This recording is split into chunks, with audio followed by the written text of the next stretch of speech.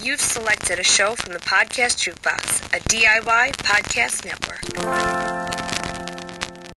It's Will Shawn Podcast. The internet cried out for two more blowhards, and they courageously answered that call.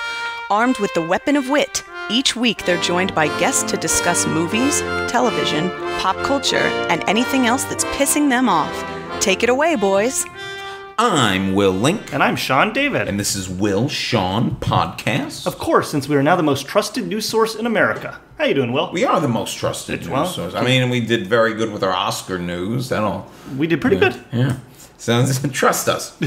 How am I doing? I gotta go to a wedding. Yeah. These things happen. It's a very last minute wedding. And how many months pregnant is she? I don't think any, but you never know. Maybe I'll find out a couple months from now. I'm a little concerned, though. There's a rumor that this is going to be, the menu will be Indian food. It's just a rumor. It's the one food I do not enjoy. I enjoy all food. I thought you liked sushi. Yeah, but sushi, I could go to a sushi place to get something else. Okay. Indian food, you're kind of stuck. If you go to an Indian restaurant, you're going to get Indian food. You know what I mean? So I'm very concerned. It's a dry wedding. Mm-hmm. The people are concerned. I'm concerned I'm going to be. Do you know what this means? It means Taco Bell and Hip Flask. I am going to. Yes, this is.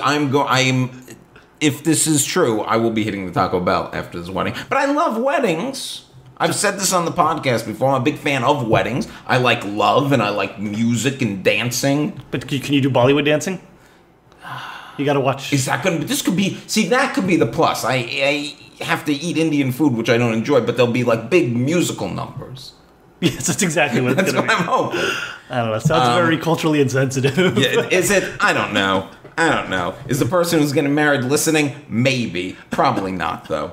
So yeah, this has been, I'm a little concerned. You'll be fine. Somehow, if you dig deep. So, what's going on in the world of Will Shawn Podcast? Want to thank everyone for listening. Please make sure you are listening to the other shows on the Podcast Jukebox Network, including their newest show, Being There. Being There, yes. Just like the movie. I wasn't going to make the joke. Please check out their other fine shows on the network. If you haven't subscribed to us already, please do so. Leave us a star rating. Leave a few kind words. Leave more kind words, because it all helps to help other people find the podcast and, tell people about us. Yeah. Tell them. Do it. And who is our sponsor this week? March Madness is here, not to be confused with February Fury, January Jackoff, and April Apocalypse. I am already planning my April Apocalypse bracket. Is it? I this time of year, I hate it. I hate. Do you hate the college sports and the tournament and? I've always had trouble getting into college sports because I didn't go to. Because you don't follow Middle Tennessee University. Yeah, I didn't go to a school. I went to an art school and we didn't have sports, so it's not like I could get into. And I, in New York we had lots of professional teams, so I never got into college. The only bracket you were filling out is like which director is the best. Yeah, I'll fill in some film bracket. Yeah. But on the show this week, speaking of movies. Everybody's got Movie Pass except the person who sees the most movies of all, me. We're going to discuss why, and we're going to discuss some issues some people are having with Movie Pass. Also, speaking of movies, A Wrinkle in Time came out, and it made me think about other beloved childhood books that we would like to see turned into films. We will discuss. And Amazon. They're delivering things quicker, but they're delivering things wrong. And I've got a problem with this. I got a problem with them in their white vans driving around. I got a beef. We're going to discuss it. But first, we are very excited to have with us today, Becca Brown. It's me. What up? Hey, thank you for coming on the show. Well, thank you for having me. So you are an actress. Mm-hmm. We always like to begin with getting the guest's origin story. Ooh. So where are you from originally? Because it's not Los Angeles. It's not LA. I'm originally from Chicago, scenic, beautiful Chicago, Illinois. And I lived there pretty much my whole life until I moved here. Which part of Chicago are you from?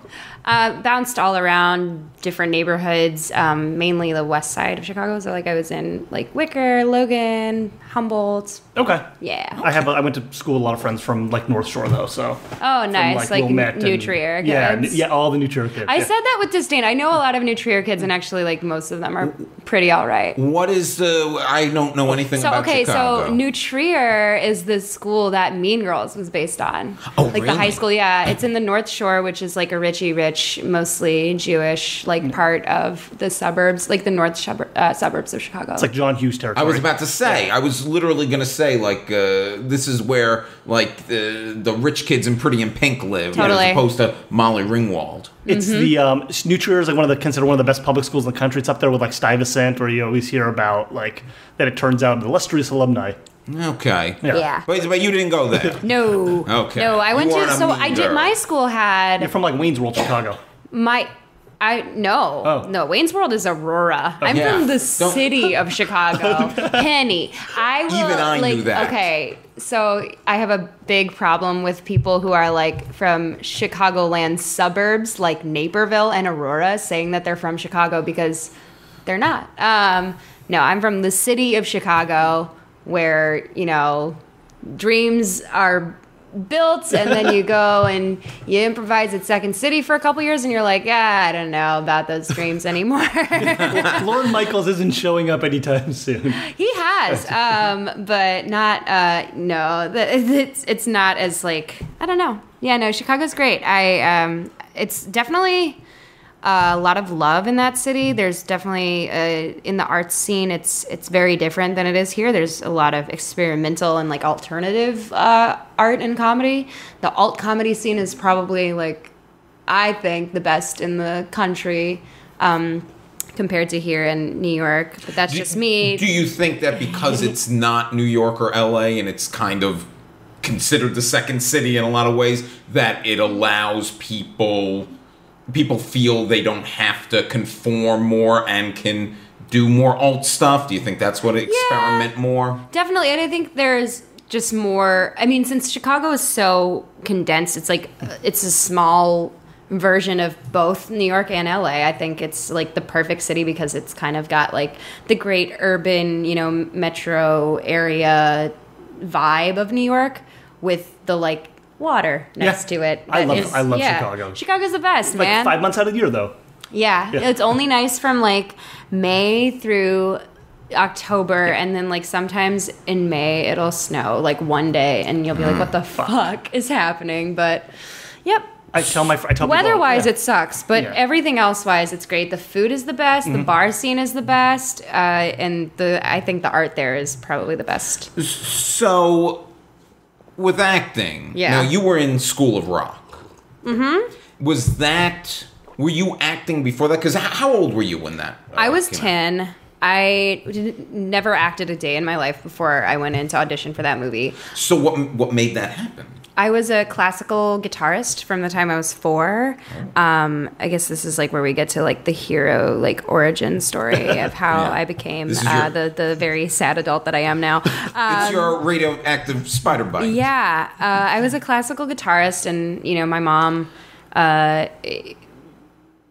very not pressured, but she just pushed me like really hard to just be successful at it. And I practiced every day, not because she made me, because I wanted to, and I loved playing guitar, and I always just thought that would be my thing.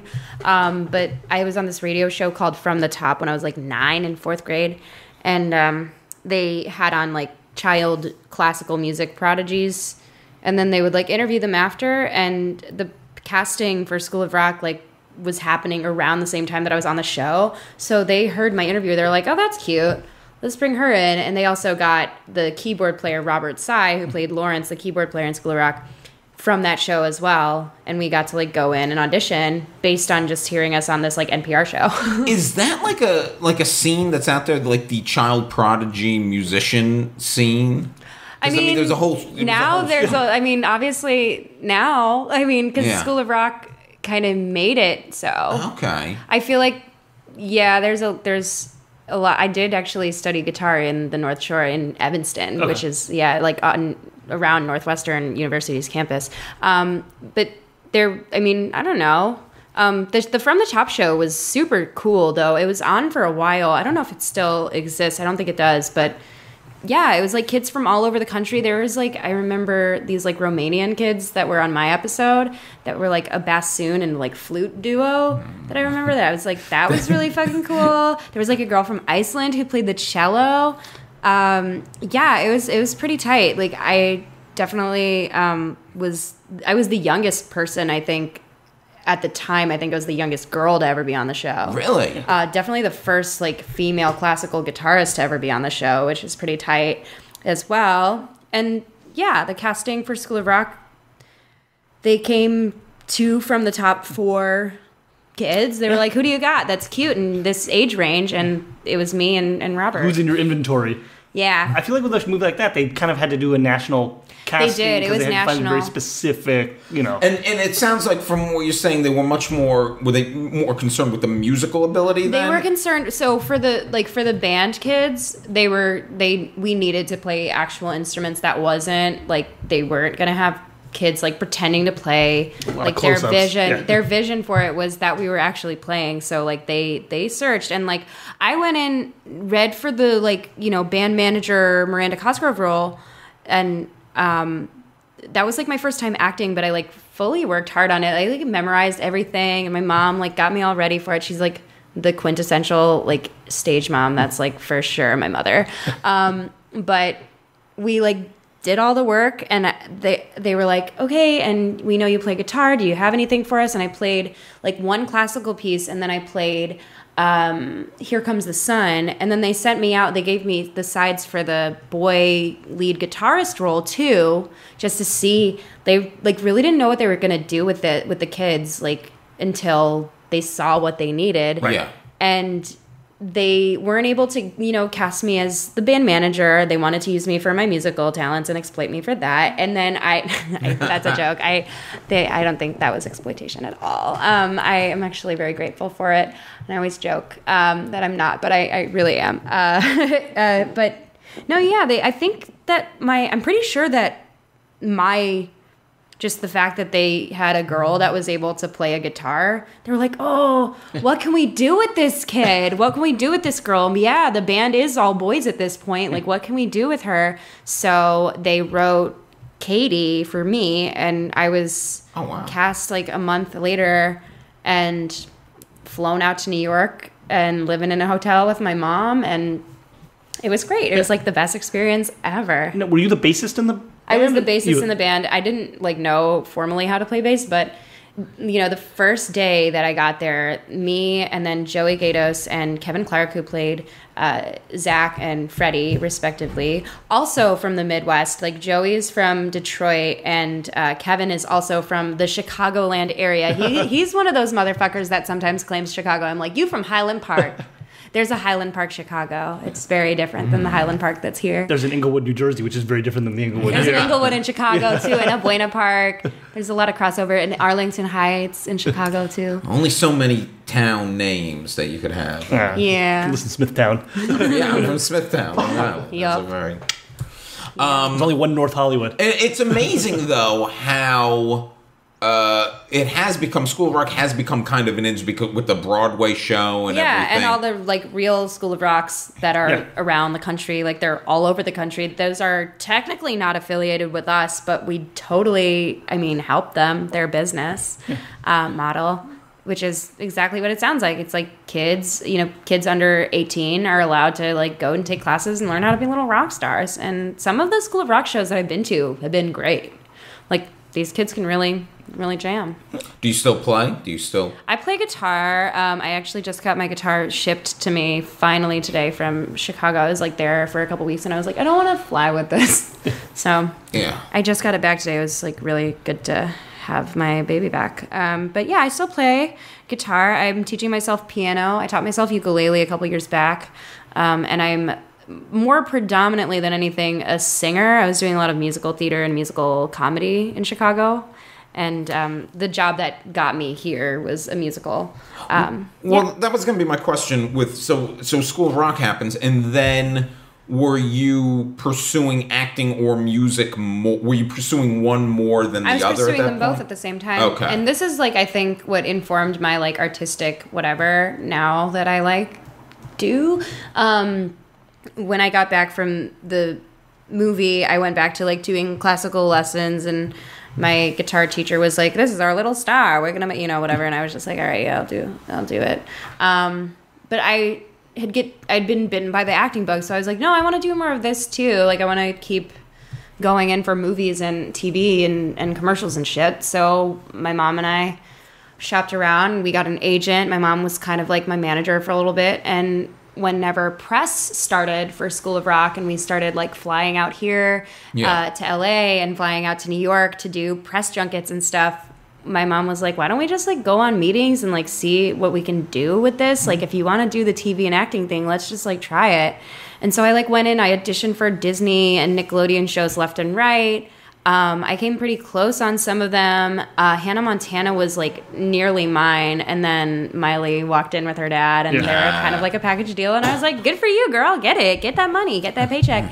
And then my mom was like, "Okay, I think we should probably just go back to Chicago." And I was like, "Yeah, I agree." And I was like, "I'm gonna live my life as a kid and just do high school and fuck the child star thing. I don't want that. I see what it does to Lindsay Lohan, who was my hero, and then became just this mess. I still love you, Lilo, if you're listening.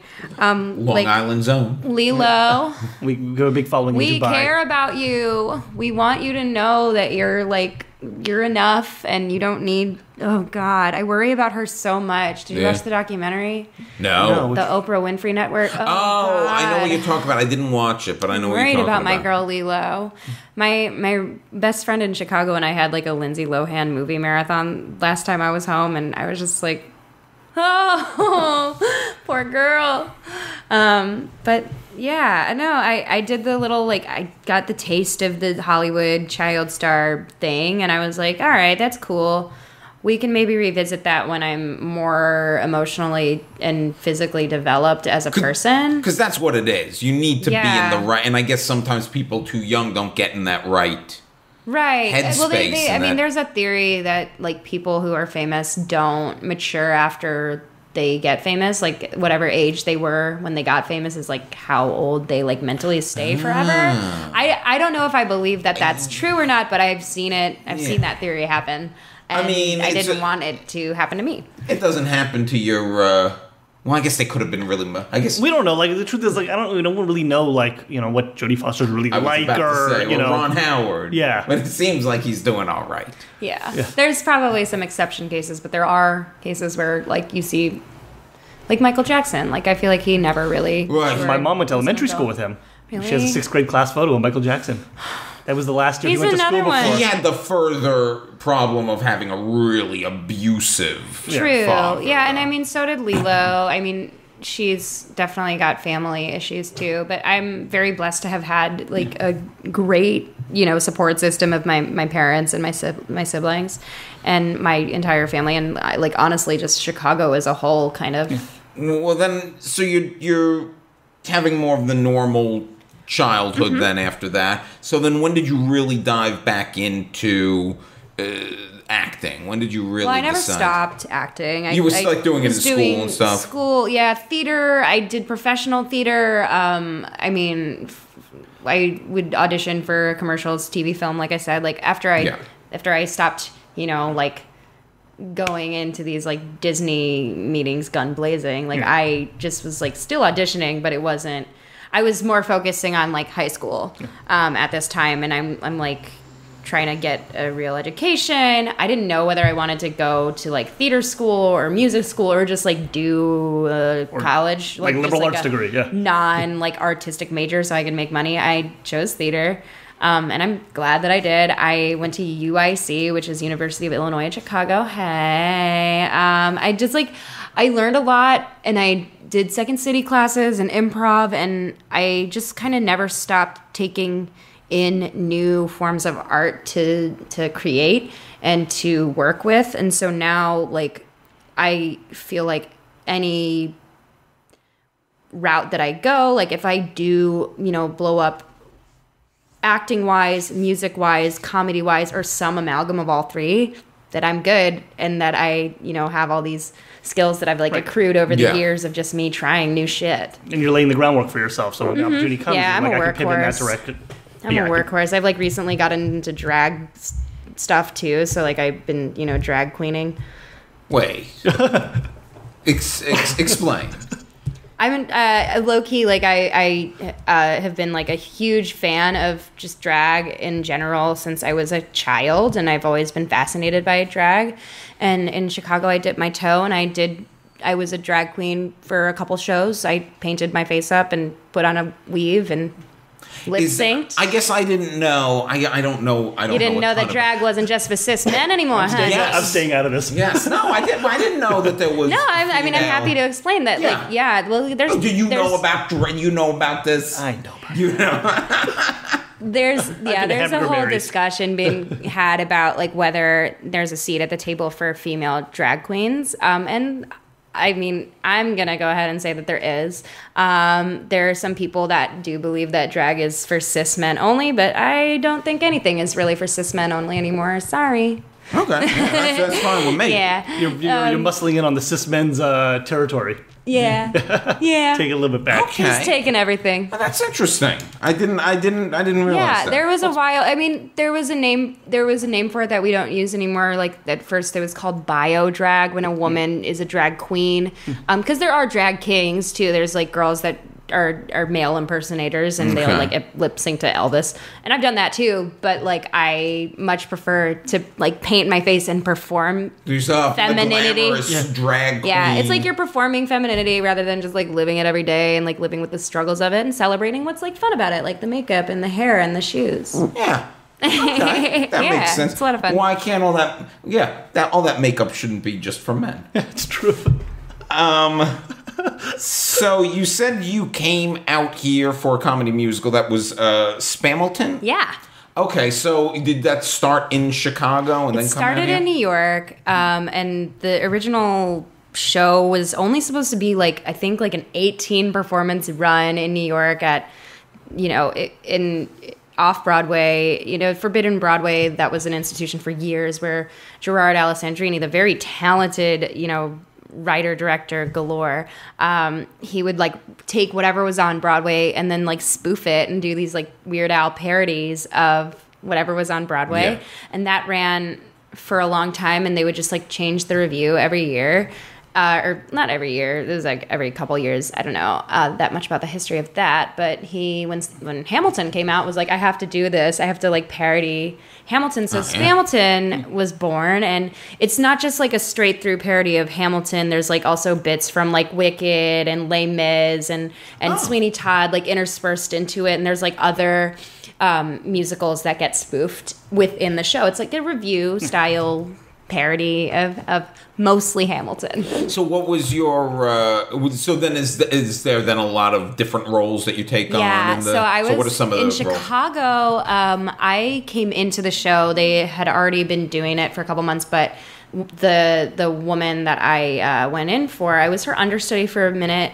The wonderfully talented Michelle Lauto. I stepped in for her as her understudy, and then she went to do another show, and I just took over her spot. And I was the only girl in the Chicago cast, so I played all three of the Schuyler sisters. I played Liza Minnelli, Barbara Streisand, Bernadette Peters, The founding sisters. The real Schuyler sisters, Bernadette Peters and Liza and Barbara, and just a bunch of other little here and there characters. But that's all of the cast did that. Except for the actor who played Lin-Manuel Miranda, everyone else kind of filled in all these ensemble roles, and we just it was a farcical revolving doors of we'd all come out. There were silly costume pieces and wigs and costume changes. It was really fun. And this had to be.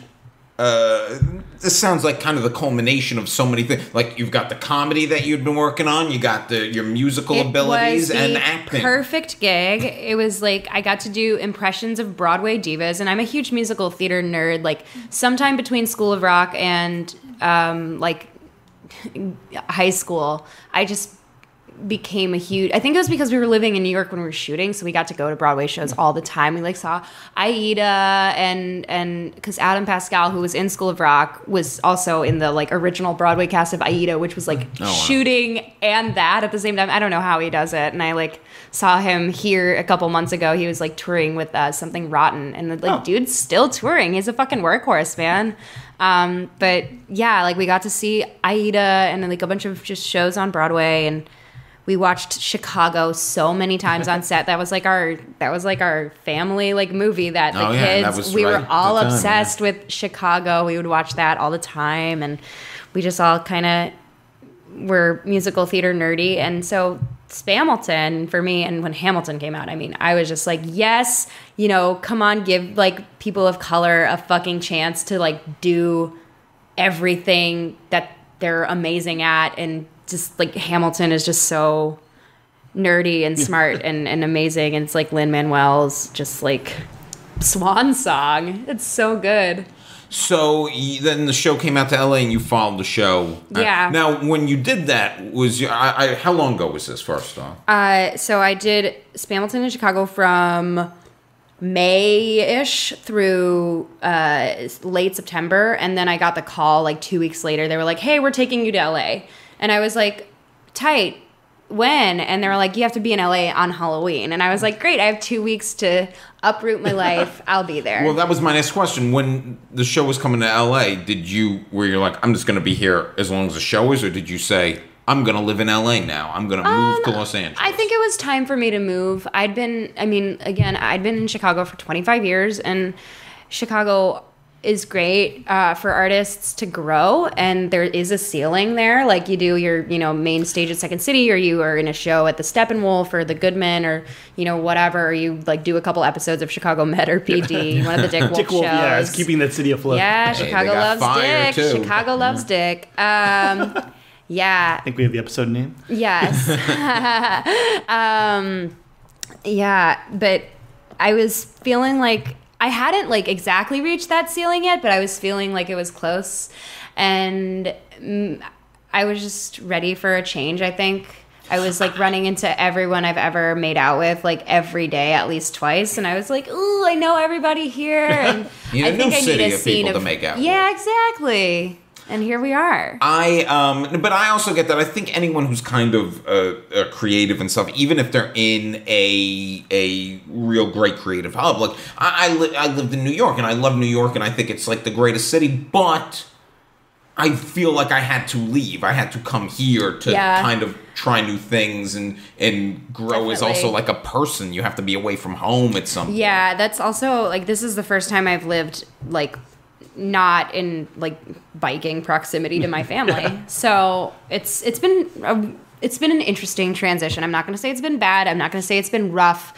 It's just been interesting and it's new, and I've just had to like be very strong and very have a lot of self-control and not give up on this place, even though like New York is begging me to come there and Chicago is begging for me to come back. I'm like, I gotta stay here for a little bit before I like make any rash decisions to move back to Chicago or move to New York, which is where I think I would do the best. But that's just me. The nice thing also is you have the opportunity to reinvent yourself a little bit. Yeah, totally. You don't have all those ties. Buy a fucking vintage Mickey Mouse sweater at Eagle Rock. I was looking at this. It's sweater. Reversible. The other side is just like one big Mickey Mouse. That's the one my sister had with the big Mickey head. That was what I was telling you. Yeah. This is for the listener who can't see this. She's wearing, it's got Mickey's face all over it, but different flags from the Yes, I got this world. from the Please and Thank You store, which is like a pop-up vintage thing in Eagle Rock. It's I think once every month, and it's like right before the Rose Bowl thing. And it's like run by this woman named Jenny, and she's got like just a garage full of like old withered like stained denim, and like I bought like a 1950s maybe like Little League baseball jersey that like barely fits me.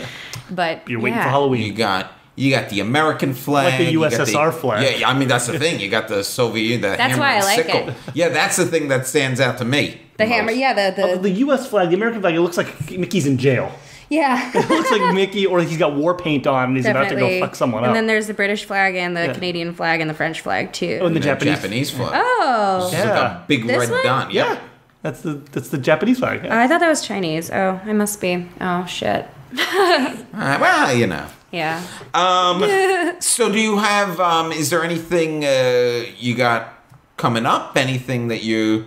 I'm doing a festival in Boston, so if you're listening and you're in Boston, I'm gonna be in Boston and in you from April 19th through the 22nd for the Women in Comedy Festival. Awesome. I don't know exactly what my dates are or when or where I'll be performing, but I'll be in Boston for those days.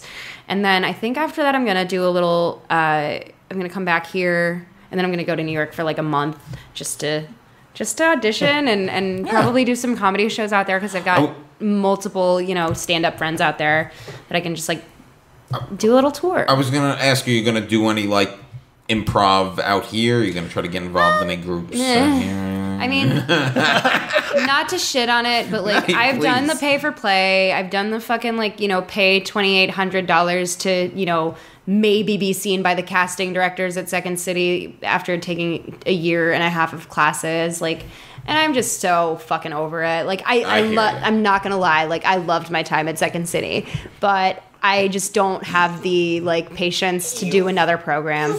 You've done shows, you've done bigger things. Yeah. It's tough to I constantly am running into people like, oh, you should take my storytelling class. You should take my writing class. It's like, yeah, I'll go to open mics. Like I'll do mics. Yeah, I'll do fucking jams. But it's like I've done things already. That is why you take these classes, and maybe I'm having trouble with it currently, but I'm not gonna spend money to do what I've already did. And go backwards. The classes I am spending money on are Pure Barre and yoga fucking classes because I'm so LA now. You're the most LA now. Yeah, no, the Pure Barre studio that I work out at is right next to a yoga studio that has a recording studio and a kombucha bar inside the building.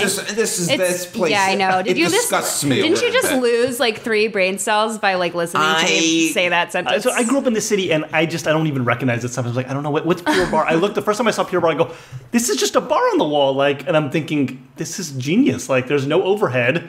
They literally just have a room with a bar. Why didn't we think of this? Instead, we did a podcast. We could have been putting bars on walls. Are you going to lead the class? Money. It's a lot of tailbone tucking and just small isometric movements that are for your tiny muscles, and I don't know if it's working.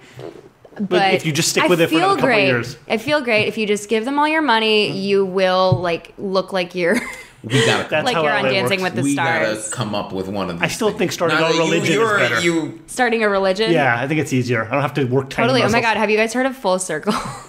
Are you signing up for this? It's in Venice. Are you about to try to get us to join a cult here? No, I'm not trying to get you guys to join a cult, but I know there is one in Venice that's run by Andrew Keegan, the actor who was on 10 Things I Hate About You. Oh, this sounds familiar to me. Yeah, there's a cult. Earrings are full circle, so I don't know. I think. No, I'm not in a cult, except for Pure Barre. Not in a cult yet. No, but I guess they have a parrot that's their mascot. This sounds legit. Yeah, I don't know. Look into it. Shailene Woodley, I think, is in it. She's at least spoken at some of their gatherings. We gotta get someone from this cult on. You are a big. Oh my God, get Andrew. What's a Deviant? What was the series she was in? Divergent. Yeah, and I skipped those. You did? I was a Hunger Games guy. I would say probably the biggest little lie that she is hiding from us is that she may or may not be a member of this cult.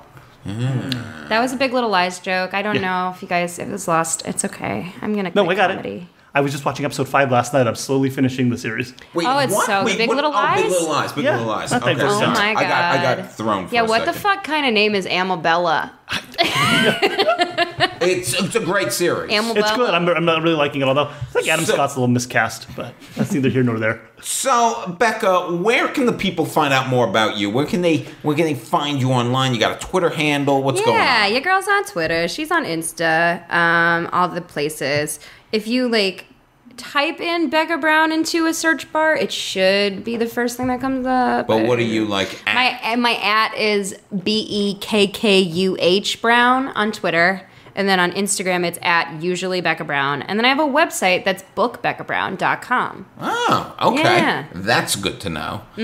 Because if you are a good listener of the podcast, you've already been to all these places, because we will have a link to all these things on our Facebook page. So, Becca. Yeah. Do you have Movie Pass? I don't. I don't. Is it a thing that you have to have like good credit for? Is it? I don't know. No, you know what? I know some people have Movie Pass. You don't need to have good credit for this Okay. thing. No, I don't have either of those things. Sean, do you have Movie Pass? I don't. And it's the first thing in my life where I feel like I've now aged into another generation because I'm getting yelled at by people younger than me. I'm getting yelled at by people younger than me, and to be fair, older than me, slightly older than me. Oh, it's people just being like, you don't have Movie Pass? What are you doing? And I'm like, I don't know. So let's explain how it works to the folks at home. Here's how. Will you explain how it works? Yeah, it's basically a subscription service. You pay $11 a month or so, and it essentially gets you into as many free movies as you want within certain theater chains. So if you're someone that goes to more than 3/4 of a movie a month, it's worth purchasing theoretically because you could just go and see all the movies. Now, I famously go to the movies every weekend. Yeah. So you would think I would be all You're about a Stubbs this. member. You're like I'm Stubbs. an AMC Stubbs member. Now here's where I'm having a problem, and this is what I keep trying to explain to the people when they say Movie Pass. Everybody in my family knows the only thing I give a shit about is going to the movies. So guess what happens at Christmas time? I get literally hundreds of dollars worth of AMC gift cards. So for me to, at this point, join Movie Pass and go to any theater other than AMC, where I'm already earning all these extra points and free movies to begin with, I would be losing money by getting Movie Pass at this point. And yet when I try to explain this to my friends, they But Movie Pass, freak out. They go, Movie Pass, you can go to any theater. I'm like, I'll go to this theater. It's convenient. It doesn't apply to the theater that's closest to my house, so I don't fuck with it. Oh, and that's my next thing. When I don't use my AMC points, I usually am going to a movie that is only playing, because it's like a brand new film or an indie film, it's only playing at the Landmark or the ArcLight. Two chains that do not take Movie Pass. So around Oscar season, all those movies that it's like, that we live in LA, we get to see it like a month before the rest of like some jack off in Highland Pittsburgh. Park. In Highland Park, Chicago. You can't use the Movie Pass. So this is another thing that I would then be losing money on. Yeah. I'm a ArcLight subscriber, so I'm already paying for that. Exactly the same issue. All 90% of the movies I go to are at the Landmark or at the ArcLight. So what's the point? And then there's the third problem with Movie Pass. Well, here's the other thing. I don't know. Are you somebody who, like, you plan ahead your movies, like, oh, this weekend I'm going to see this, or do you do it spur of the moment? I just wait for the screeners. I had to say that in that voice because it's the most another LA dickish thing that I've ever said. No, but I get the screeners and I watch those, and then when it's not award season, I don't watch anything. You just wait, and then if in December you just pull up. I hibernate until it's Oscars season again, and I just like watch everything. So you do end up watching everything, but it's just a lazy way. It's just a lazy way. On a laptop screen the way it was intended. Yes. So here's another issue that we're finding with the Movie Pass. Because of assigned seating. Do you like assigned seating at movie theaters? No. Oh, good. I'm glad you said that, because I don't either. No, come on. Assigned seating is That's a thing? At movie theaters now? Yeah. For years now. It is driving me insane. It used to just be at like the ArcLight, and it's like, ooh, it's special because it's assigned seating. It's like, whatever. And the only time assigned seating has ever been good for me is if I'm going on a date, because then I don't have to make this poor woman who's on the date with me get to the theater so early to get like good seats. But I have issues with assigned seating because they always end up sitting next to assholes. And then, because I profile when I go in a movie theater, like, oh, there's a person I definitely don't want to sit next to over there. They've got like a loud looking sweater that's going to like rustle during the film. That person's got like coffee all over their, like, I don't know. And there's three kids and a dog. Got a giant plate of Indian food on there. Oh, no. I don't want to. So I profile that way. But also, a thing that drives me crazy about assigned seats, and I experienced this weekend with going to see Death of Stalin, is all these people have their tickets, so guess what? They don't come in till like 5 minutes into the trailers, and sometimes they don't time it right, and they're walking in front of you when the movie's already starting. They're not in their seats because they like, I have my seats. There was a whole open row in front of me that only filled up like as the opening credits rolled of the movie. I'm like, this is annoying. But with so now everybody buys their tickets ahead of time. Guess what you can't do with MoviePass? Buy your tickets ahead of time. You have to buy them the day of, and you have to be, I believe, within half a mile of the theater or something like that. Like, I didn't even know this. Yeah, you have to be within a certain range of the theater. So, let's say you want to go see Avengers opening weekend. It's going to be one of the big movies this summer. We're going to talk about a summer movie preview. It's going to be big. And you have MoviePass, like some friends of mine do. If you show up Friday night expecting to get into this movie. Thursday night, get it Friday night. Well, either way, if you show up expecting to get into the movie, guess what? You're not going to, because everybody bought their tickets ahead of time online. You're not going to get in. So I've even talked to some people, some comic book movie fans, friend of the show, Freddie Boutros, who has MoviePass. And guess what? He said, well, with the Avengers, I'll just, I won't use MoviePass and I'll just buy the ticket because otherwise I won't get in opening weekend. Exactly. These are the things. MoviePass, although I'm the rare person they would really be losing money on, they're not suited to me enough. And these theaters, here's the other problem. They are starting to get into fights with theaters. Like, they're in a fight now with AMC, and they're dropping some AMC theaters because they realize that AMC, they're getting, I guess MoviePass is getting screwed because some of these AMC theaters, the amounts they're charging or for what they're not charging for, this or that, they're not making enough money off it, so they're dropping certain AMC theaters, like the one here at Universal.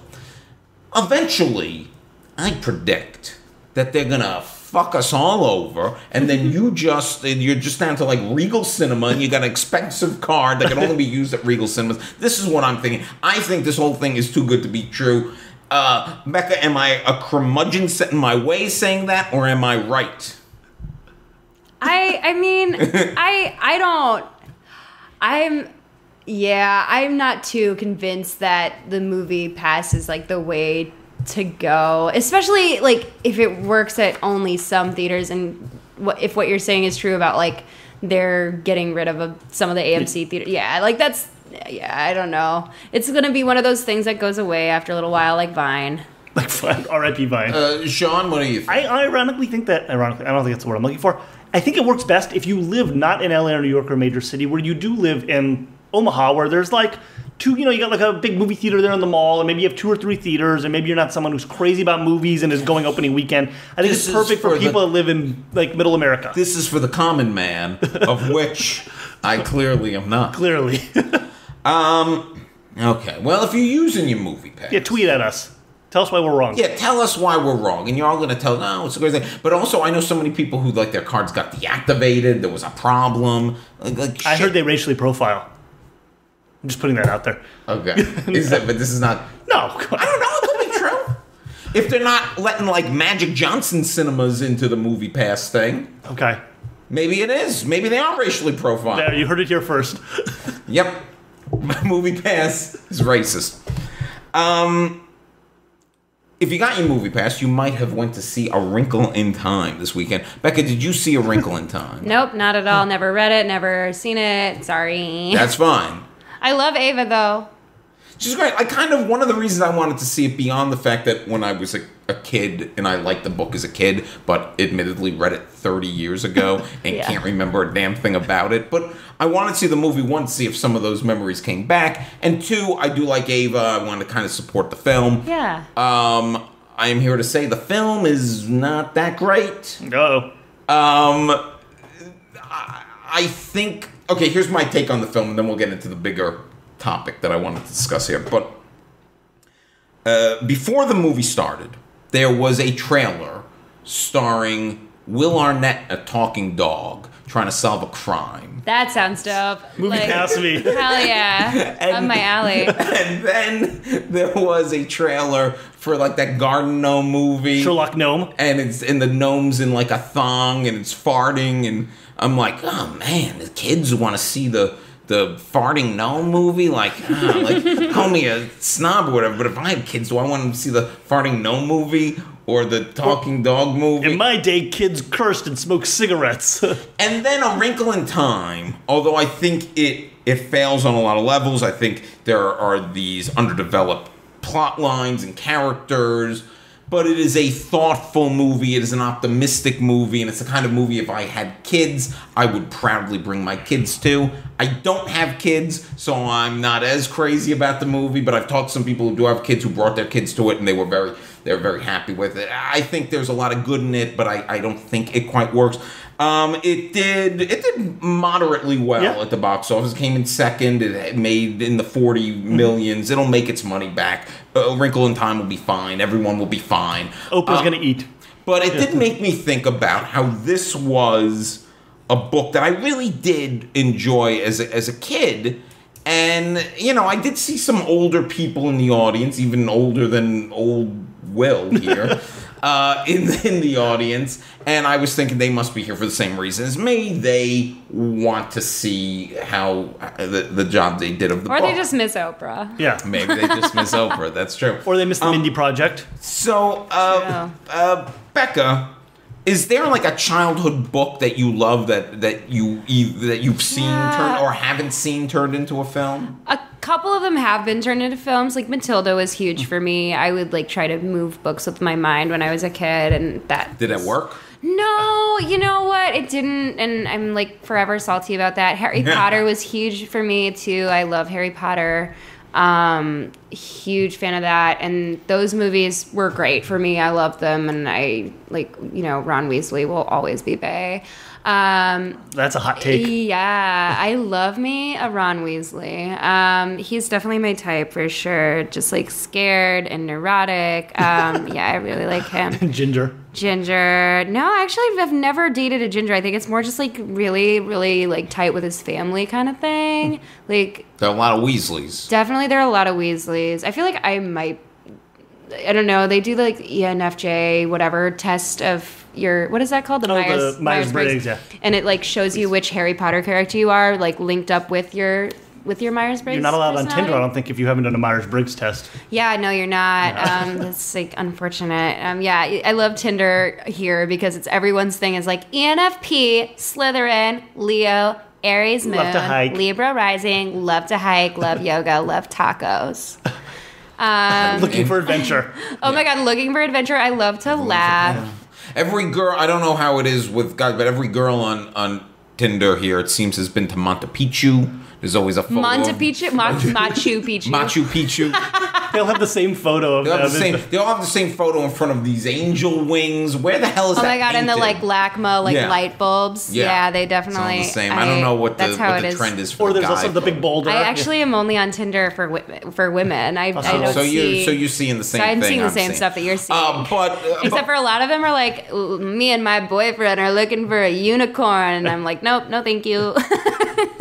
But let's get back to what we were saying. Children's literature, which has unicorns, but not the kind that I have been propositioned to be. Harry Potter has that's clearly a really well done adaptation. Very good. Of something Matilda the movie was wonderful. Love me some DeVito and Rhea Perlman, and I love Mara Wilson too. Yeah. She's actually like a fucking amazing writer now. Yeah. And like I just think she's great. The Giver was a huge book for, like, I like that book a lot, and I know they made a movie of it. I couldn't resist to watch it. Yeah, I didn't watch it because I didn't want that soiled for me. I heard it wasn't great. I heard it wasn't great, and I was like, fuck, I can't.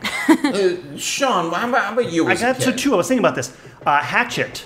Yeah, which, have you ever read this? About the kid that gets like stranded in the Alaskan wilderness? Oh my God. It's basically like Robinson Crusoe, but with like a teenager. Yeah. It was awesome. It's like 127 hours, but in Alaska, and nobody he's like a kid. Gets trapped. Yeah. Like under a rock. And have to saw their arm off. Yeah, but like close. Like he has all he has is that hatchet. Yeah, and he That's all he has. makes He it makes work. it work. The other one is, and I know this it was a TV series, but I was a huge fan of the Little House on the Prairie books. Yeah. And I would love like a dark, gritty reboot. Not like, she's in the prairie, but she fucks. Like, it's not like that.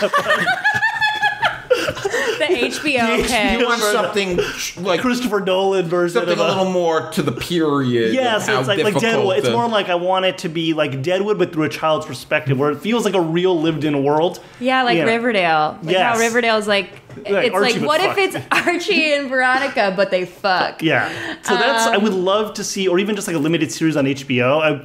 I would love it, Did they ever make movies out of any like Judy Blume books? I don't think so. I don't think she ever gave Like, the are rights. you there, Margaret? It's me, my vagina. It seems like Are You There, God? It's Me, Margaret. Right? Yeah. That's the name. But Are You There, Margaret? It's me. Your vagina. Your vagina. Although that would be an interesting. Why did you book, put too. this nouveau ring in me? What is this? Yeah. Because I feel like she was such like when I was a kid I liked those like Tales of a stories. Fourth Grade Nothing. Oh yeah, Ramona. She was dope. And- Ramona and Beezus was made a movie. Selena Gomez played Beezus. Okay. They don't say the But I feel wayside. like she's somebody that they never really. I don't think tapped Judy into for Blume whatever ever. reason. I don't think she ever gave the rights. She, Super Fudge-mania. Fudge. Oh my god, I love those. How come there was books. no fudge? When she's dead, don't worry. They'll strip mine that property. No, well, if she don't want it, strip mine. I Like, don't back know. to Hatchet though, real quick. Like, who do you think would play him in the probably Timothy Chardonnay, right? Like, I think he's too old now. I mean, you need like. how old looks was the young. kid I think in he's the like movie? 14 or 15. Oh, okay. We need to find. How about I got one for you? Room. What's his name? Jacob Tremblay? Yeah, because by this point, how old's he now? 12, 13? He's aging up a little bit. So give him a couple years. Give him a couple and years. Cast him as Hatchet. I don't know anything about the Hatchet character. I didn't read Hatchet. Whatever. It's like He's Room, a but in the strong- outdoors. Yeah, he's strong. Like he definitely Tremblay is a strong? survivor. Like Tremblay he will hit gets the gym. through it. Tremblay will get on a green diet, and Tremblay will get a trainer. Listen, they'll Laura Croft him up. There you go. Definitely Lara Croft him up. Yeah, I mean, I Judy Blume was the person I was thinking of that I'm like, I haven't seen adaptations or stuff. I wonder if they're going to do... I didn't read any of the other Wrinkle in Time books as a kid because they weren't So as I reread the popular, book but- recently because I gave it to my niece, and I'm like, you know what? I never read this as a kid. So I read it about 5 months ago. It's fine. You mentioned that the story is very thin. The book is very thin. It's a lot of... The characterization is very thin, and I think... what sort of passed as child's literature back then was very different. Also, there's the very Christian streak that runs through her work. Not quite as strong as the Narnia books, but she was a very devout Episcopalian. So there's a lot of theology in What's there. the log line of that movie? Like, what's the or the book? I guess. Like, what's the main little plot? It's a girl who hates her fucking hair, right? She doesn't like her hair and Wait, A Wrinkle in Time? yeah. No. What's the? Oh. It's just her dad disappears, and she has to Her go. dad disappears to another dimension. Her dad's a scientist, fuck. and then she has to go, and she's got her little Sheldon brother and her friend, and they have to go through this intergalactic. And there are these adventure. misses. There are these three women who I want to kind see of that, and it's Mindy appear. Kaling and Oprah. And Reese Witherspoon are the women. Oh my They're God. Mrs. Whatsit, Mrs. Witch, and Mrs. Who. Yeah. I need to see that. That sounds right up my If alley. you had Movie Pass, you could go right after this. You know what? I might just get a movie pass just so I could see that and then cancel it. I didn't get my money's worth. I think we're good. Okay. So there you go. So yeah, here There we you go. Dark, gritty Little House on the Prairie. That's I'll watch that. Little House, whore- but they fuck. Little whorehouse on the prairie. Oh no! So we all use Amazon, right? You Yeah. buy things off Amazon. Oh my god, Amazon's my favorite thing in the entire world. I literally bought something off Amazon yesterday. Sean, you're buying shit off Amazon. I got my Age of Innocence today from Amazon. Oh, okay. Yeah. There you the go. new Criterion Blu-ray. I'm very excited. So, it used to be this. I would buy something from Amazon. A couple days later, or a week later, the mailman would show up. And the mailman, my mailman, Joe Hung, he would come and he'd put it in my mailbox. And I'd come home from work and I'd open up the mailbox and look, and there it was. And I was very excited. And it was fine. Everything was fine. It was good. It was fine.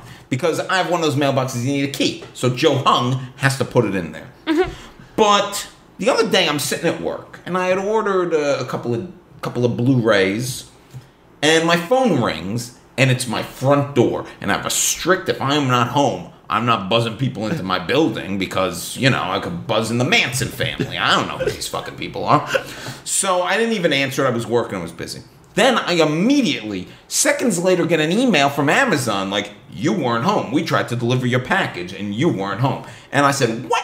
And I had to send Amazon a message. I said, I saw my door buzzer ring, but I figured you always deliver stuff in the mail. I'm like, no, we had this guy, just some guy, bring it to your house. And I said, can you send the guy back? And they said, sure. Then I get a message later that says, the guy came to your apartment, you weren't there. I said, he didn't buzz. He didn't buzz. I would have buzzed him in. Who is this guy? Why isn't Joe Hung bringing my package? Then I get home and I get another message and like, your package is here. It is at your door. But guess what? I'm in my apartment. It is not at my door. So they send me a photo. And guess what? They just delivered it to another door in my building. And I had to go, and I had to walk across to the other side of the building where I saw this door that I recognized, and I recognized not mine, and I had to grab the package off of this doorstep while the neighbors are giving me the shifty, why is he stealing that guy's package, even though it's my package. It was incredibly awkward. Then the other day I'm sitting at home, this white van pulls up, and this guy comes out, and he's like, Will Link, here's your package. Who are you? Where did this come from? They got these assholes driving around in white vans. Who are they? Where did they get this job? How are they qualified to do this? And guess what? They're leaving shit in people's mailboxes, which you can't even do. You can't leave shit in people's mailboxes because then the mailman can take it. The mailman's supposed to take it and then make you pay postage due. But they got these white truck Amazon guys driving around this nonsense. They don't know how to get in my building. They're dropping me lines at work. They're dropping things off at the wrong door because they're not Joe Hung. And that's why you, Amazon Delivery, this week's Enemy of the Podcast, go fuck yourself. You're killing me with your convenience. This is really weird because today I get a phone call, right? Then I get a phone call and it's the door and I knew maybe it's Amazon. So I'm like, hello? And the guy's like, hey. And I'm like, who is this? Manson family. He goes, it's Amazon. And I'm like, I'm not home. Yeah. So can you leave it in the screen door between the screen there? And he's like, I can't hear you. And I'm like, can you leave it in the? And then he hung up.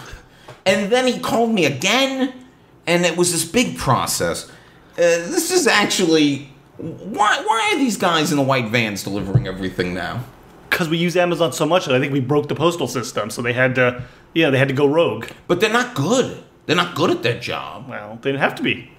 Have you had any Amazon delivery problems, or again, am I just old man curmudgeon who's upset, raging against the progress? Yeah. I mean, I've always had a good experience with Amazon. I'm never home when the stuff comes to my door, but my roommate is typically really good about bringing my stuff in. I was just looking through my Amazon orders of recent, and I definitely hate myself a lot for how LA I have become. Oh no! A lot of kombuchas? No, not kombuchas, but definitely apple cider vinegar and a bunch of different herbal vitamins. Oh, you're ordering all that stuff off Amazon too? Yeah, incense and The Actor's Life by Jenna Fisher.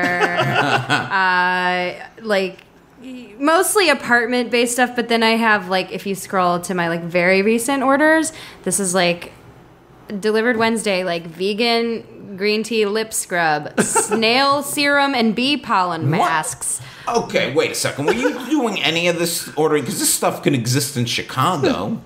You can order that, right? I mean, you've only been here since Halloween. So when I stopped, I guess when I stopped drinking, I kind of replaced my alcoholism with Korean skincare products. Okay, which is hey, make it work, make the steps work for you. And my replacement addiction is kind of just taking care of myself, which is pretty dope.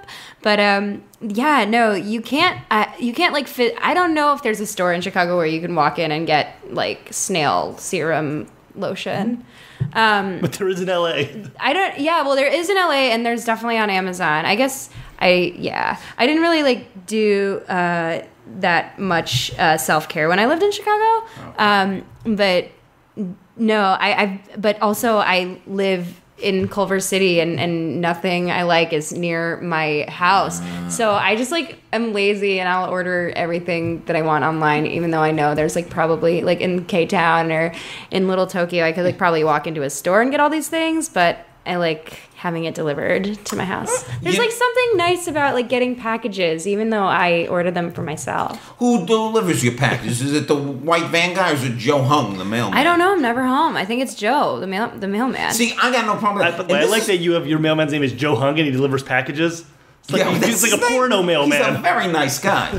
Yeah. But here's the thing. That is something interesting. You cannot, and this is a problem the Postal Service is starting to have.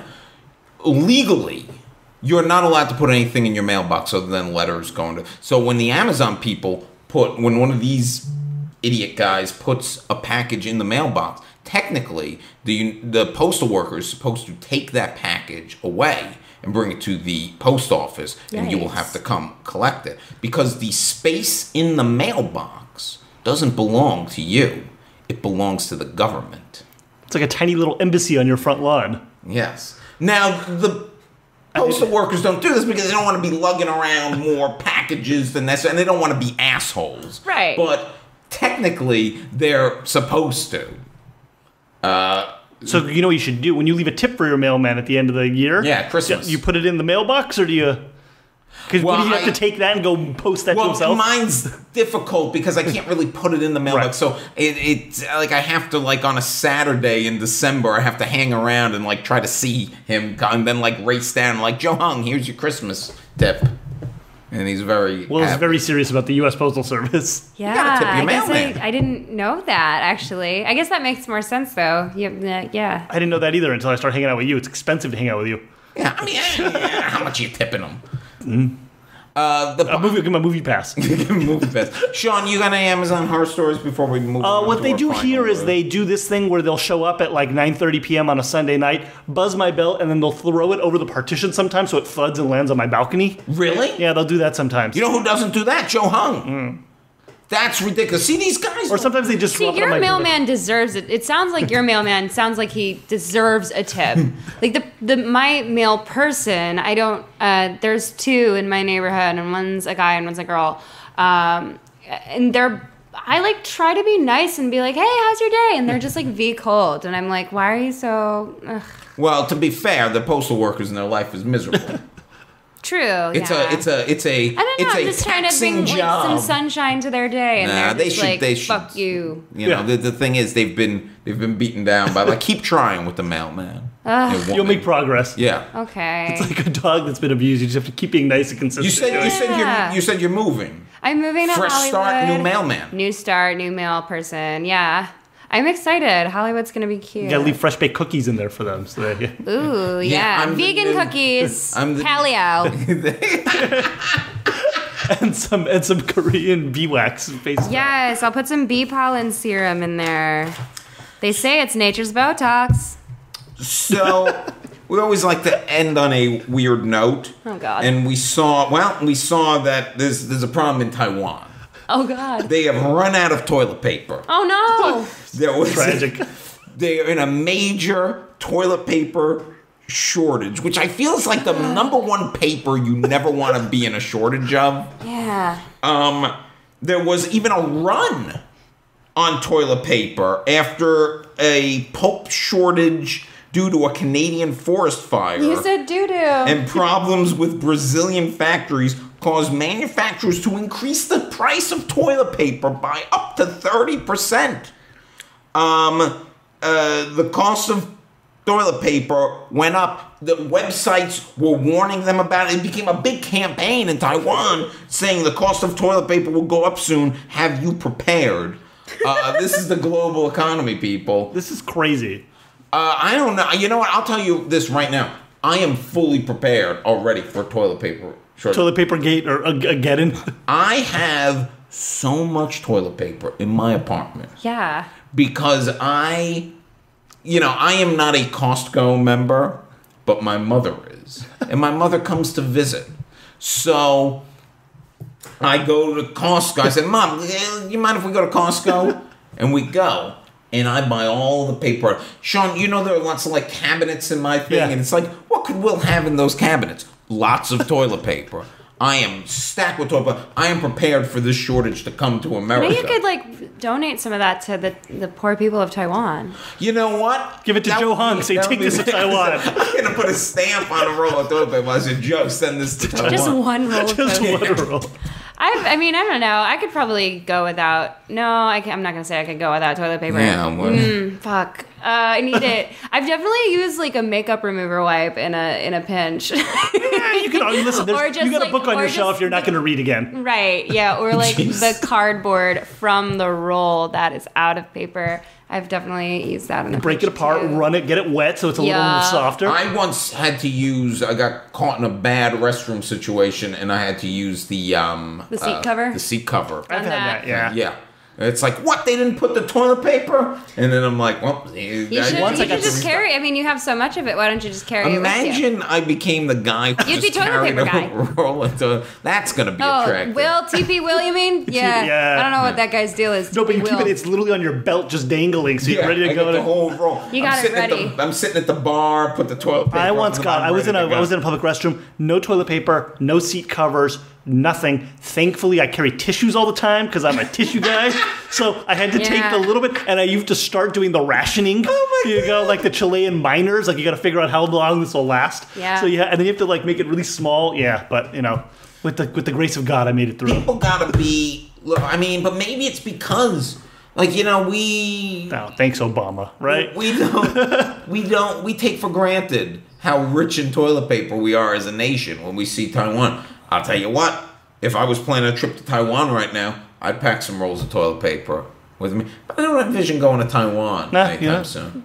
Although there's rumors I might do a sudden trip to Tokyo. That's something Really? we bandied about between me and two other friends of ours. Lost in translation cosplay. Yeah, basically. Ooh. Basically, we've watched Lost in Translation one too many times, Fucking and we're love like, Tokyo. let's go. I've never been. Oh, it's so cool. Although- I love Tokyo. Go. For Although I sure really want to go to Australia. Also go there. Go to both of like those San Diego. places. Australia's Yeah. not San Diego. They got koala bears and wallabies. Yeah, San everyone's Diego's got like got the really zoo. cute, endearing accents. I love. Oh my god, there's so many Australian guys here on Tinder, at least on Bumble. Oh, There are a I use lot of. Bumble for guys. okay. There are You got a system. Yeah. There are a lot of.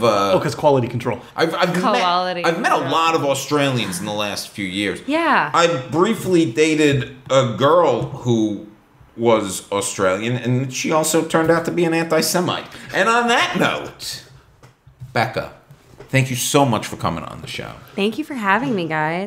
Tell us one more time where the people can find you. You can find me on Twitter at Becca Brown. That's spelled BEKKUH Brown. I am hopefully one day going to just change it to the real spelling of my name. If I can like get the person who has that handle to give it to me. And then Instagram is at usually Becca Brown. And then my website is www.bookbeccabrown.com. That's Becca with 2 C's, no K. I ain't a K having bitch. Sean. I ain't a K having bitch either. You can find me at all forms of social media at Deshaun David. Follow me on Instagram or I was about to say Tinder. No, follow me on Twitter. Yeah, hopefully I need to start doing storytelling shows again. So I'm going to be looking to get up on stage a few That's coming good. soon. Although I'm working on some new material myself because I feel like my old material has been exhausted. Yeah. But I'm working on some. You You got to live a little bit though. You need some adventures. Yeah, I got to go to Tokyo. Have you done a story about London yet? No, I'm working on a piece about London, and I'm working on some other pieces. Okay. So hopefully I'll be performing them soon. And if you want to know when I'm performing them, you can follow me on Twitter at The Real Will Link. And, I keep recording this new podcast, No Love Lost, about Lost. Posing for a photo. And I keep recording this. We Yeah. haven't put them up yet. That's good. It's timely. But we've got about 5 or 6 episodes in, and they will be launching sometime in the spring, I am sure. When's the 10-year anniversary of Lost? We're past from the premiere or the finale. I don't know. Well, we're about 2 years away from the finale. Maybe you should wait till then. Yeah, wait 2 years. Or you should space it out so you do the 7th season, you finish the podcast on the anniversary of the finale. On the show next week, Tracy Schwartz. Speaking of stories, she is a terrific storyteller around town. She has run shows. She is in a lot of shows. She is terrific and funny, and she will be here. Well, your place. She'll be at the podcast studios. Excellent. Thank you so much, Becca. Thank you for having me. For the Will Sean podcast, I'm Sean David. I'm Will Link. We're finished. We're finished.